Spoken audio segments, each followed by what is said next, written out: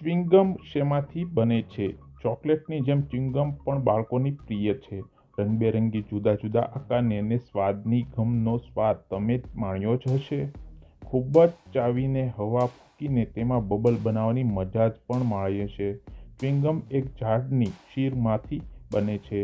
ચીકુના તાજા ફળને ધ્યાનથી જોશો તો તેના ડીટીયા નજીક સફેદ રંગનો ચીકણો પદાર્થ જોવા મળે છે.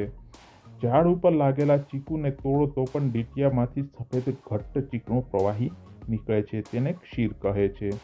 ઘણા વૃક્ષોમાં ક્ષીર મળે છે.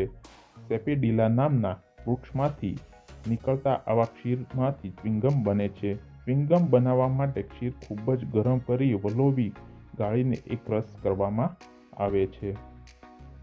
ક્ષીરના આ રગડામાં ખાંડ, ગ્લુકોઝ, ફુદીનો અને બીજી ફ્લેવર ભેળવીને જાડો થર બનાવી મશીન વડે આકર્ષક ટેબ્લેટ બનાવાય છે. ટેબ્લેટ ઉપર ફરીથી દળેલી ખાંડ ભભરાવવામાં આવે છે. આ ખાંડને કારણે ચ્યુઇંગમ શરૂઆતમાં ગળી લાગે છે, પરંતુ ત્યારબાદ એકલા ગમનો લચકો રહે છે. તે ચાવ્યા કરવાની મજા આવે છે.